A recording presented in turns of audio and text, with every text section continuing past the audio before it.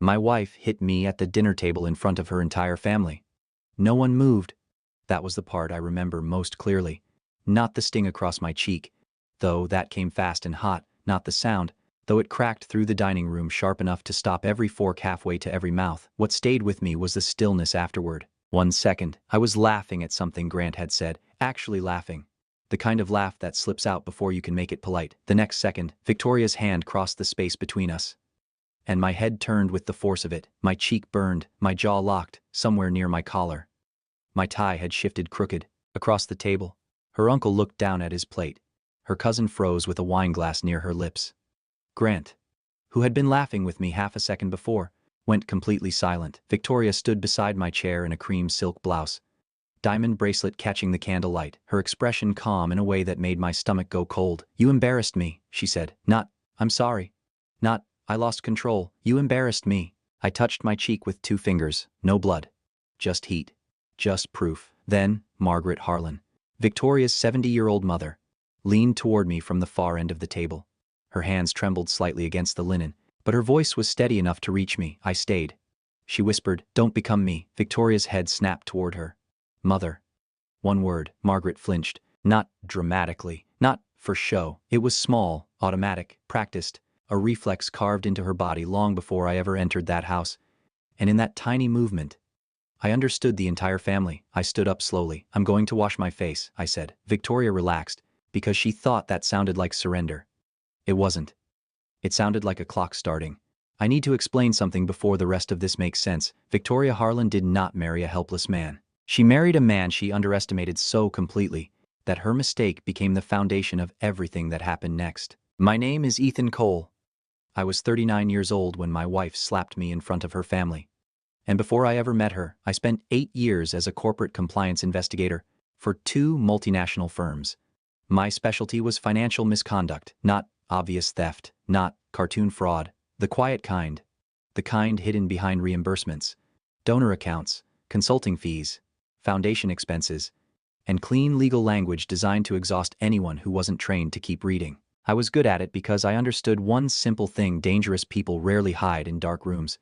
They hide in respected titles, expensive suits, charity boards, and sentences that sound too polished to question. Victoria called my work boring paperwork. She said it at dinner parties. She said it to friends. She said it with a small smile, like she was teasing me. But the point was always reduction. Make the work sound dull, and the man doing it becomes dull too. I let her believe that. I let all of them believe that. Because people are careless around what they consider boring, and Victoria Harlan had been careless around me for a very long time.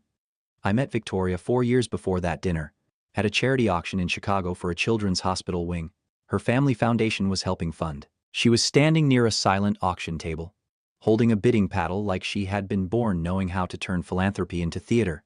Navy dress, pearl earrings, a laugh controlled enough to be elegant but warm enough to make people lean closer. When she looked at me, she made the room feel less crowded. That was her gift. She asked what I did. And when I told her, she didn't glaze over the way most people did. She asked questions, specific ones, smart ones. She remembered the name of a case I mentioned once. She remembered that I hated sweet wine, that my father had died young, that I didn't like being praised in public. For the first 6 months, Victoria Harlan made me feel seen in a way I had not realized I wanted. She showed up early. She texted at the exact right time. She knew when to be soft, when to be impressed, when to make me feel like I was the only honest man in a room full of performers. I thought that was intimacy. Later, I understood it was mapping. She had not been seeing me.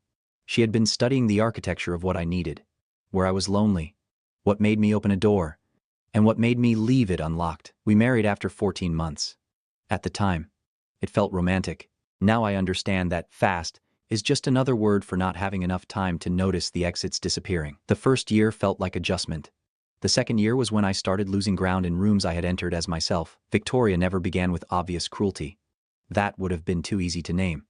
She corrected me lightly in front of people, with one hand on my arm and a smile sharp enough only I could feel.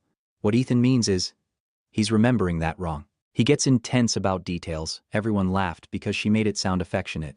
At home, she chose which invitations we accepted, which friends were good for us, which accounts were practical to combine, which pieces of furniture made the house look like adults lived there. Somehow, Every decision became hers before I realized there had been a decision. When I objected, she never yelled. She tilted her head, softened her voice, and made concern into a weapon. Why are you reacting like this? Do you hear how controlling you sound? You've been under stress. I'm trying to help you. By the end of those conversations, I would be standing in my own kitchen, apologizing for a feeling I had been right to have. That is the part people misunderstand about control. It does not always arrive as a locked door. Sometimes it arrives as a reasonable tone, a beautiful woman, and the slow, humiliating suspicion that your own memory cannot be trusted. I named it in month 26, and once I named it, I stopped arguing with reality. I started documenting it. The thing that finally made me move was not a fight. It was dinner with Leah Park, an old colleague from my compliance days, the kind of woman who could spot a false invoice from the way someone avoided a comma. We had met for her birthday at a small Korean restaurant downtown. Victoria hated Leah, which she disguised as concern. She said Leah was abrasive, unmarried for a reason, and too invested in other people's problems. That night, over short ribs and black coffee, Leah asked me a simple question about a charity dinner Victoria and I had attended the week before. I answered automatically. Then, I heard myself stop, because the version of that night I remembered, and the version Victoria had repeated to 3 different people were not just different in tone, they were different in fact, different enough that one of us was not remembering it accurately. And I knew it was not me. I drove home in silence, parked in the driveway for 12 minutes, and did what I had been trained to do when a situation became unclear. I started a record. Dates, times, exact phrasing, who was present, what was said before Victoria rewrote it, what was said after. I bought a second phone on a carrier she had no connection to. I created a cloud account under an email she did not know existed. I backed up screenshots, voice memos, scanned documents, and photographs of foundation files I found late at night in her office. The dining room camera came in month 29. I called it a security upgrade. Victoria signed the consent form without reading it because she considered anything involving wiring, storage, or system permissions beneath her attention. The form stated clearly that all indoor cameras recorded continuously to secure cloud storage. Her signature was on it. That mattered more than she knew. By month 31, I had re-established regular contact with Nora Whitcomb. Nora was a family and civil litigation attorney with 20 years of experience, and the bedside manner of a locked filing cabinet. I trusted her for one reason: she had never once softened the truth, just because it would have been kinder to hear. I called her every 2 weeks from the second phone. At first, we did not talk about divorce. We talked about documentation, evidence standards, consent, financial discovery, the practical reality of leaving someone with money, social influence, and a family that treated reputation like a religion. You're building a record, Nora told me during one call. Yes. How complete is it getting there? When it is complete, she said, we move quickly. People like Victoria do not become less dangerous when they realize control is slipping. Leah became part of the preparation shortly after that. She was a senior compliance director by then, working with a financial oversight consultancy that specialized in nonprofit fraud. Through her, I was introduced to Detective Aaron Voss, a 17-year veteran in the Financial Crimes Division of the State Attorney's Office. The Harlan Foundation had interested him before my marriage ever became relevant. Victoria chaired it. Grant handled legal review. Her mother's name was still on ceremonial documents, though Margaret clearly had no real authority. On paper, the foundation funded youth arts programs, community clinics, and scholarship initiatives. In practice, the expense records I had photographed suggested something else. Consulting fees that went nowhere. Donor funds routed into event costs, legal invoices buried under outreach budgets, a personal travel written off as board development. 3 days before the dinner, I invited Leah and Detective Voss to the Harlan Foundation gala. Before Victoria raised her hand at that table, the frame had already been built. The slap only decided when the door would close. In the downstairs bathroom, I locked the door and looked at my face. The mark was already spreading from cheekbone toward jaw, red first, then darker at the center, like my skin had decided to keep a record before I even asked it to. I stood there for a long time with one hand on the sink, not because I was confused, because I wanted to remember the exact second I stopped explaining her to myself. I pulled out the second phone, opened the cloud storage app, and found the dining room feed already uploaded. Continuous recording. Time-stamped. Clear angle from above the wine cabinet. I watched myself laugh at Grant's joke. I watched Victoria's hand move. I watched my head turn. I watched the table freeze. Then I watched Margaret lean toward me and whisper the words that had landed harder than the slap. I stayed.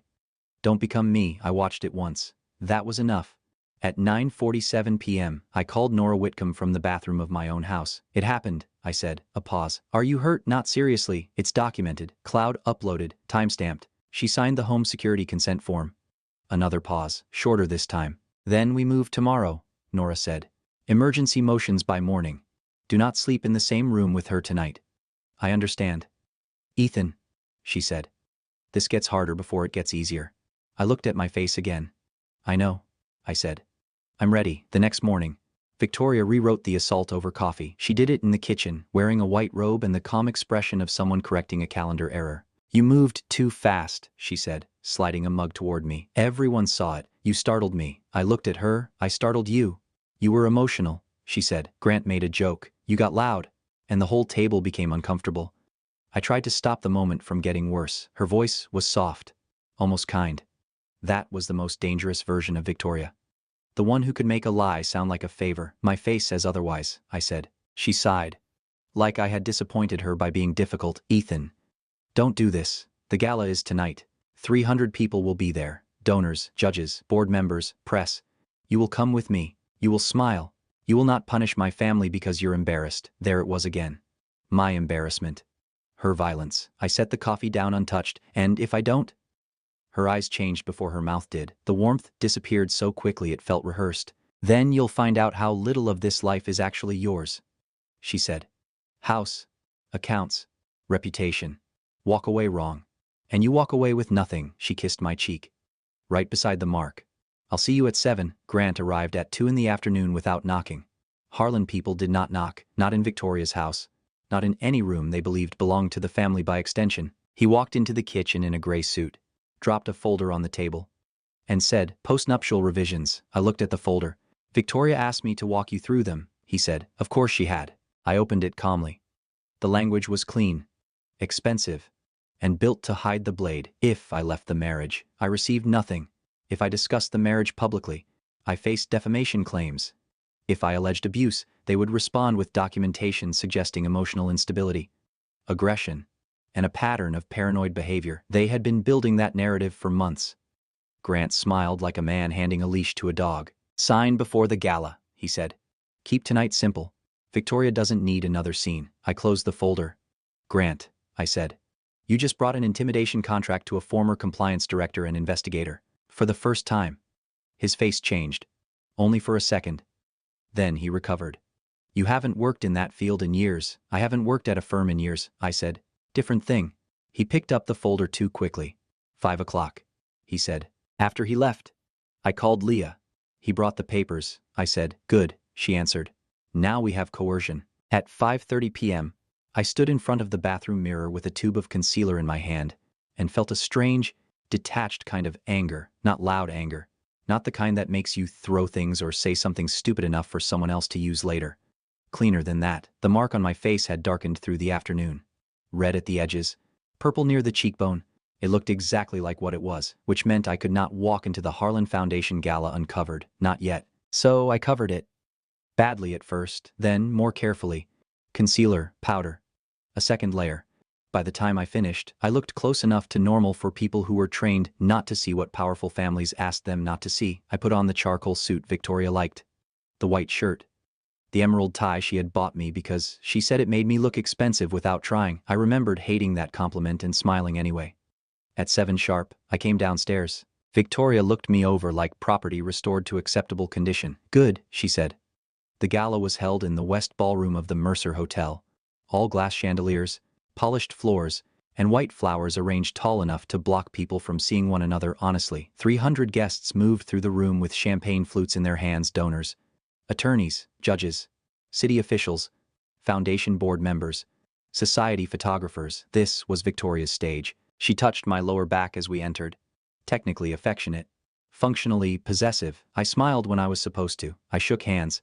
I thanked people for supporting youth arts grants and community clinics, and all the other beautiful phrases the Harlan Foundation used to cover ugly accounting. At 8:22 p.m., I saw Leah near the bar beside Detective Aaron Voss. Victoria followed my gaze. "Friends of yours?" she asked. I smiled for a passing camera. "Yes," I said.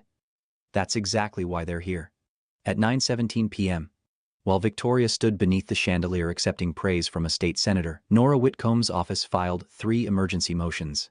The first requested an immediate freeze on the Harlan Foundation's primary operating accounts pending financial review. The second sought expedited discovery into Victoria's personal financial records, foundation reimbursements, donor fund transfers, and legal invoices billed under community outreach. The third supported the protective order Nora had filed earlier that afternoon, attaching the dining room footage, my injury photographs, Grant's post-nuptial revisions, and 22 months of documented threats, gaslighting, and coercive control. At 9:23 p.m., Leah's compliance analysis and my full evidence package reached the state attorney's office. At 9:31 p.m., the foundation's operating accounts were frozen. I know the exact times because Nora texted them to the second phone in short. Clean updates. Filed. Received. Frozen. Across the ballroom, Grant's phone buzzed. He read the screen once. Then again. The color drained from his face so completely that even under the warm hotel lighting, he looked gray. His eyes found me across 20 feet of donors and white flowers.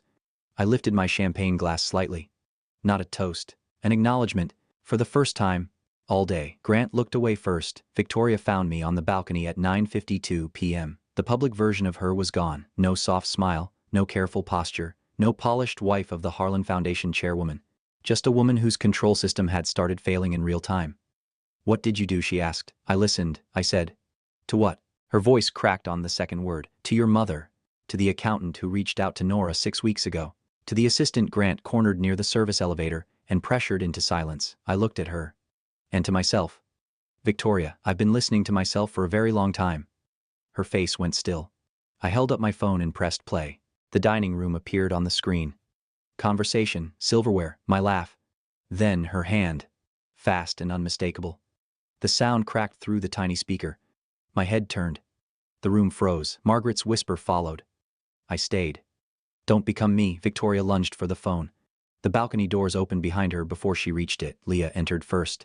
Detective Aaron Voss came in behind her, followed by 2 plainclothes officers who had been inside the building for 40 minutes. "Victoria Harlan," Detective Voss said, calm as weathered stone. "We have a warrant for your arrest on a domestic assault charge and a preliminary warrant related to an active financial crimes investigation." "You can't use private recordings," Victoria snapped. Leah smiled without warmth. "You signed the home security consent form yourself," she said.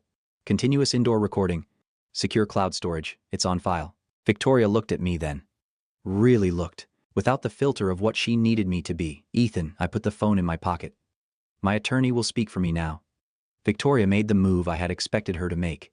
The public pivot, the last weapon people like her reach for when private control fails and legal control starts collapsing.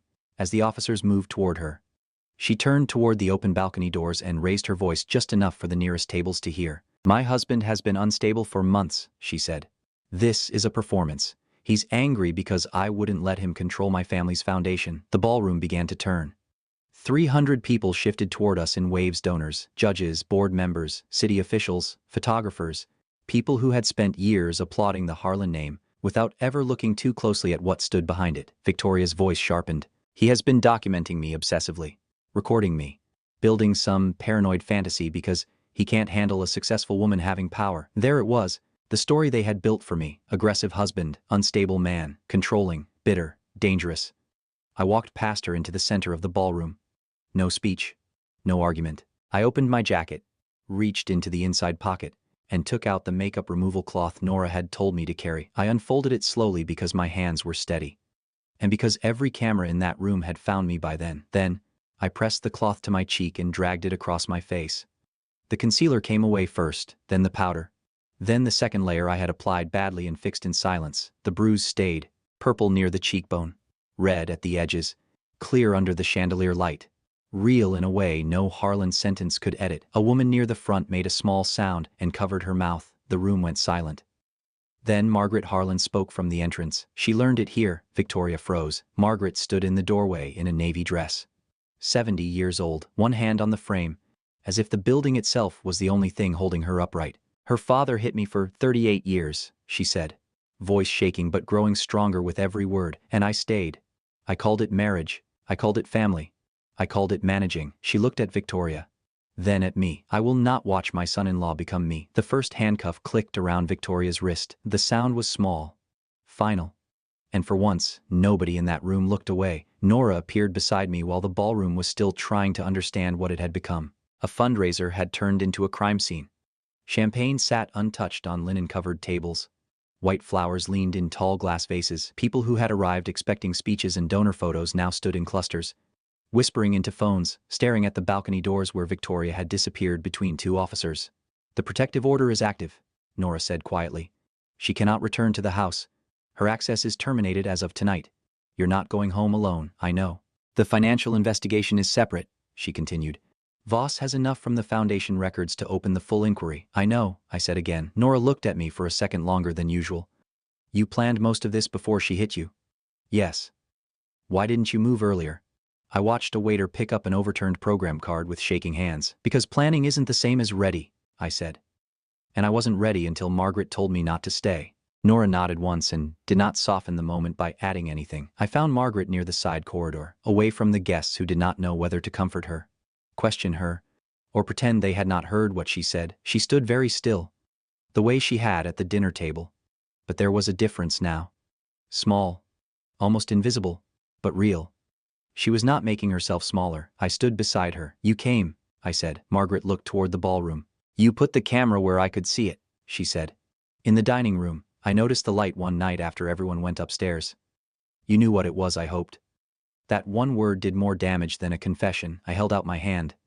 After a moment, she took it. "Nora knows people who work with survivors," I said. "No pressure, no timeline. Just when you're ready." Margaret's fingers tightened around mine. "The first time, I told myself it was one incident," she said. "The second time, I told myself it would be the last. By the 10th, I had stopped counting and started managing." She looked at me then. "Don't manage, Ethan. I spent 38 years managing. And all it gave me was a life I had to whisper through." I swallowed once. "Tonight is something," I said. She breathed in carefully. "Yes," she said. "I suppose it is." The criminal case moved faster than the divorce. That surprised people who thought money always slowed consequences down. It does sometimes. But money also leaves records. Rich families do not become untouchable because they are clean. They become untouchable because everyone around them agrees not to read carefully. Nora read carefully. Leah read carefully. Detective Voss had been reading carefully long before Victoria ever slapped me in front of a dining room full of witnesses. Within 48 hours, Victoria was formally charged with domestic assault. 2 weeks later, witness intimidation was added after the assistant Grant had cornered near the service elevator, gave a sworn statement. She had kept emails, calendar entries, and one voicemail Grant had apparently been too arrogant to delete from his own memory before leaving it. Grant was named as a material witness first. Then he was charged with coercion related to the postnuptial papers and his role in pressuring Foundation staff to stay quiet. He looked offended in every photograph taken outside the courthouse, as though criminal charges were a scheduling inconvenience beneath the Harlan family's usual standard of service. The Harlan Foundation unraveled more slowly, but more completely. The state attorney's office found approximately $340,000 in charitable donations had been routed over 6 years into personal expenses. Private legal consultations, luxury travel marked as board development, and event costs that had nothing to do with youth arts grants or community clinics. The phrases were beautiful. The invoices were not. Victoria's attorney tried to separate the assault from the financial investigation. Nora expected that. Voss expected that. Leah's analysis had already connected the pattern clearly enough that the court did not need Victoria to confess to understand the structure. Control at home, control at work, control of records, control of people. It was the same behavior in different rooms. The divorce finalized 11 months after the gala. Victoria lost access to the house. She lost her position on the foundation board before the foundation itself was dissolved. Her law firm did not fire her immediately. Firms like that prefer phrases like internal review and temporary leave. But after the financial charges became public, her partnership ended quietly on a Friday afternoon. Quietly was the firm's last gift to her. She was convicted on the domestic assault charge and received 2 years of probation, mandatory intervention programming, and a permanent restraining order. The financial case carried separate penalties, including restitution tied to the foundation misuse. The Harlan name did not disappear. Names like that rarely do. But it stopped opening doors automatically. That hurt them more than any headline. People still said I had planned it. They said I was cold, calculating, too prepared to be a real victim. I took that as the highest possible compliment, because I had not survived Victoria by being helpless.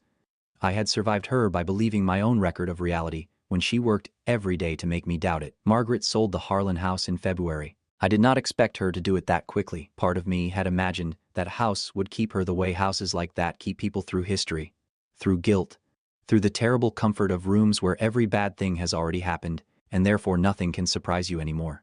But she sold it. She moved into a smaller place near her sister. A 2-bedroom house with pale yellow walls, wide windows, and a kitchen that caught afternoon light like it had been waiting for her. The first photo she sent me was of that kitchen. No crystal chandelier, no 12-person dining table, no silver-framed portraits of Harlan men staring down from the walls like judges, just a wooden table, a blue kettle on the stove, and sunlight across the floor. Under the photo, she wrote, "Nothing to manage here, just mine." I kept that message. I still keep it. Not because Margaret and I became some perfect healed version of family overnight. Healing does not work like that. Some weeks she called. Some weeks she disappeared into silence. Some conversations ended in the middle because she would remember something and lose the thread completely. But she was trying to build a life that did not require her to shrink before entering it. So was I. The bruise on my face took 3 weeks to fade. At first it was obvious, even after the swelling went down. Purple near the cheekbone, yellow at the edges, a dull ache when I shaved too close or turned my head too quickly. Nora asked me to photograph it every morning, so I did. Same bathroom mirror, same light, same angle. Day 1, day 7, day 14, day 21. Documentation was still my first instinct. Maybe it always will be. But slowly, the photographs became less about evidence and more about proof that damage can leave without taking the whole person with it. For a while, I hated looking in mirrors, not because of the bruise exactly, but because I had spent years studying my own expression before entering rooms with Victoria. Was I calm enough? Was I neutral enough? Did I look angry, defensive, tired? Would she use my face against me later? That is a strange way to live, having to manage your own face so someone else cannot turn it into a weapon. The morning the bruise was finally gone, I stood in front of the mirror longer than I meant to. I had shaved, my jaw was clear, my cheek looked ordinary. Just skin, just bone, just the face I had carried into that marriage and almost stopped recognizing inside it. I waited for some grand feeling. Victory. Maybe. Relief. Something cinematic. What came instead was quieter. I looked at myself and realized I was not checking for damage anymore. I was not preparing an expression. I was not measuring myself against Victoria's version of events. It was just my face. Mine. Unmanaged. Unowned. Entirely. Quietly. Completely mine. If this story kept you watching, subscribe for more Reddit family drama stories about truth, consequences, and people finally choosing themselves.